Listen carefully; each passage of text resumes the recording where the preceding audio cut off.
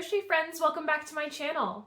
I'm Stefania and today we're going to take a look at Ravelry for some free pillow patterns. As you can see, I film a lot of my videos here on this couch and I would love to have some handmade pillows in my background. I really love the way all my subscriber flowers are looking, so I'd like to add some nice pillows to complement them. If you'd like to be represented in my subscriber flowers, make sure you hit that subscription button. And if you'd like, you can even leave a comment letting me know what color flower you would like to be. If you want to follow along with all of the patterns that I've selected, I've included a link to my Google Doc in the description. That's where you can find links to all of the patterns and their makers. Without further ado, let's head on over to Ravelry and I'll show you the pillows that I found.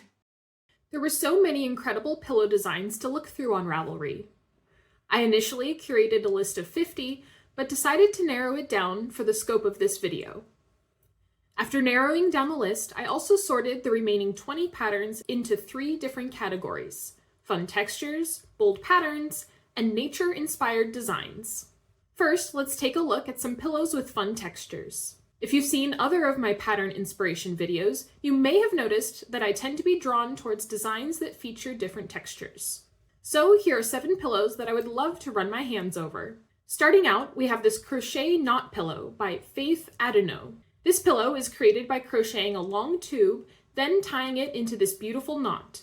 By using chenille yarn, you can create this soft, bumpy sphere that looks like it would be very satisfying to squish. I love the choice of this blue teal color, but it also looks rich in this red colorway. No matter what color you choose, this seems like a pretty straightforward, beginner-friendly pattern to consider making. Next up, we have this Bohemian pillow by Jo Edwards. The use of the puff stitch in this diamond shape is a smart way to incorporate texture into the design. If you're not confident with how to do a puff stitch, this pattern includes a written description as well as a link to a tutorial for this technique. Once you have this stitched down, it's only a matter of adding in some single crochet stitches, and before too long, you'll have a brand new pillow to show off in your home. For another pillow that features the puff or bobble stitch, check out Bobblelicious Pillows by Pattons. I love how the bright colors of these pillows highlight the bobbles. I think it would also look incredible in a green or blue. This pattern is labeled as beginner friendly, but you will need about 5 balls of yarn to complete this project. So make sure it's a color you love before you commit. If you like the look of the puff stitch, but don't want to have so many of them, consider making the Bobble Stripe Farmhouse Pillow by Knit Paint Sew. This pattern only calls for you to crochet the front panel of the pillow and then sew on a piece of fabric for the back. This is a great time and yarn saver if you want a finished pillow quickly, or you could opt to crochet a back panel if you prefer that look. The next pillow I'd like to highlight is the Ruffle Rose Pillow by Tracy Barrett. I love the ruffled detail in this pillow, and it doesn't seem like it would be too difficult to create. This pillow is constructed by first creating 2 flat circles and then crocheting the ruffle over the top of the front circle. I love the variety of colors shown in the different test crocheters projects. If I were to choose to make this pillow, I think I would choose a nice pale pink or yellow. Those tend to be the colors of my favorite smelling roses. For a pillow with a bit more complex of a stitch pattern, check out the Crocodile Stitch Pillow by Lauren Savage. I've seen lots of different projects that use the crocodile stitch, and it's something I've been wanting to try for a while. This seems like a great project to practice this stitch. If I were to make this project, I think I would lean into the crocodile name and make it a nice dark green. The final pillow I'd like to highlight that features a fun texture is the Yorganza Pillow by Heidi Yates. This pillow uses a specialty yarn to create this ruffled look. I haven't seen yarn like this in the stores where I usually shop, so this would have to be a special order if I were to make this pillow. But I may have to consider it because of how fun this pillow looks to pet and squeeze. The next category of pillows we'll take a look at are pillows with bold patterns. These pillows feature color changes to create different looks. I tried to find some different shapes and sizes of pillows so that there are options for whatever kind of pillow you're wanting to make.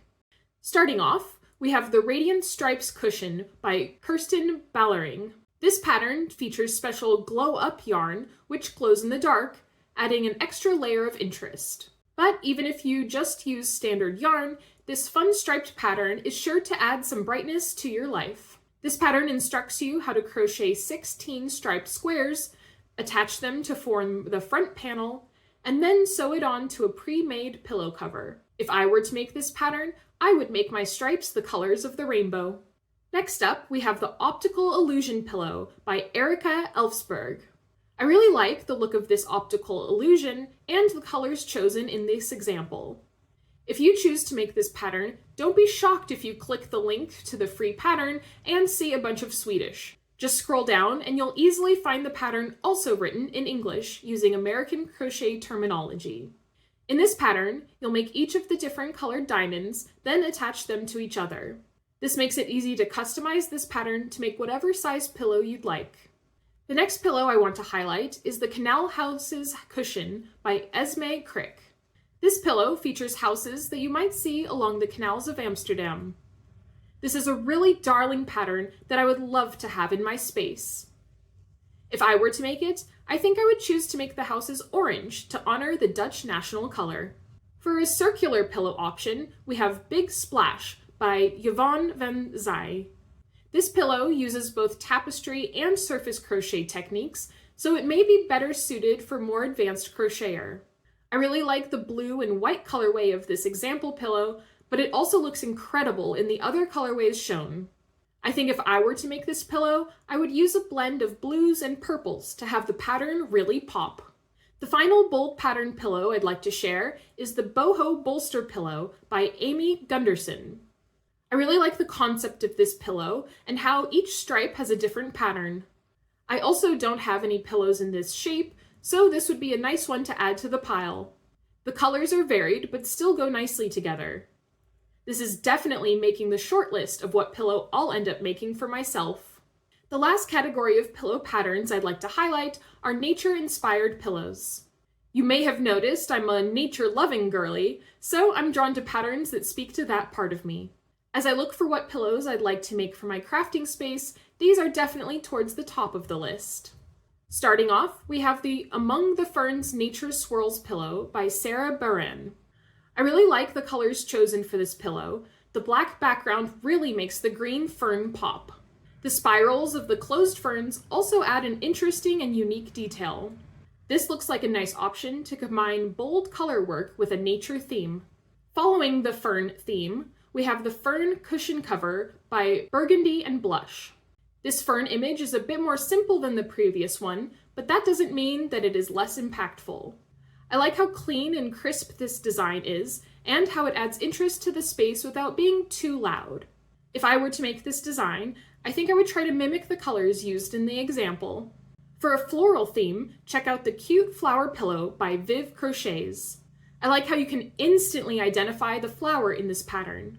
It's a smaller pillow, but I think that makes for the perfect accent pillow. The pattern only instructs you to add the flower design to the front of the pillow, but I think it would be fun to have two different colored flowers, one for each side. Another floral option that uses lots of color work is the Dahlia Pillow by Sylwia Kazenska. Sorry if I said that wrong. I like the colors used here, but if I were to make it, I think I would make the flowers a light purple on a green background. But that's just my personal preference. I like how this pattern is assembled so that you can insert the pillow into it and close it with buttons. If you like colorwork flowers, consider the Pretty Flower Cushion by Holly Kay. This pillow has fewer color changes than the previous pillow, but still has a beautiful floral design.